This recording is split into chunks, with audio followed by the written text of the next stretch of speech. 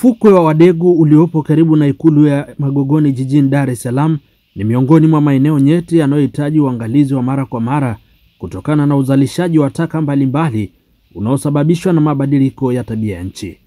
Hayo yamesemwa jijini Dar es Salaam na mkuu wa wilaya ya Ilala Edward Mpogolo mara baada ya kuwaongoza wafanyabiashara na wananchi wa wilaya hiyo kufanya usafi katika fukwe hiyo na maeneo mbalimbali ya jiji, ikiwa ni sehemu ya mwendelezo wa kampeni ya safisha pendezesha jiji la Dar es Salaam. Mmeona uzalishaji wa taka kwenye fukwe yetu hii, na hapa ndipo maingilio ya maji katika mto wetu Msimbazi ndio yanapoingilia.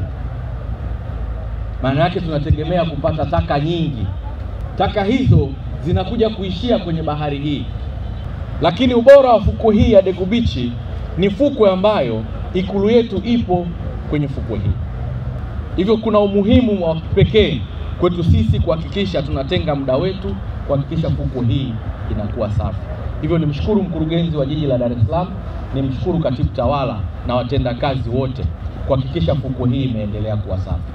Tukiifanya fukwe hii kuwa safi, tunafanya ikulu yetu inakuwa safi. Kwa sababu fukwe ya ikulu iko kwetu. Tuna wajibu wa kuhakikisha fukwe hii inaendelea kuwa safi. Hivyo niwashukuru na niendelee kuomba taasisi nyingine ziungane mkono na halmashauri ya jiji la Dar es Salaam kuhakikisha tunatengeneza na tunaitendea haki hii fukwe.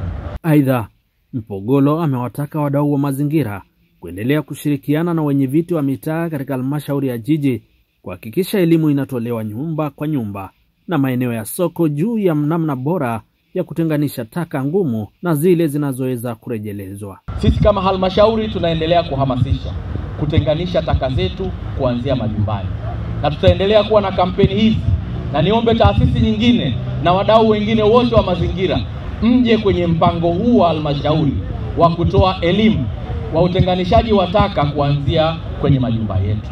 Na mambo mengine, DC Mpogolo amesisitiza uongozi wa soko la Kariakoo kuwapanga wafanyabiashara wa mboga katika jengo jipya badala ya kufanya biashara zao barabarani, hali inayosababisha uchafuzi wa mazingira ya soko. Kwenda kufungua hii barabara ilikuwa liwe wazi, lakini barabara zote ambazo zinaingia kwenye soko letu kubwa la Kariakoo na lenyewe linaendelea kuwa wazi.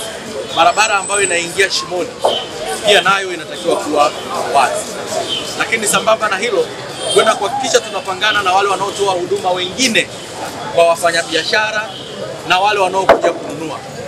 Na kusiendelea kutembelea kurasa zetu za TBC Digital ikiwemo Facebook, Instagram, bila kusahau kusubscribe channel yetu ya TBC Digital. Langu jina ni Emmanuel Samuel.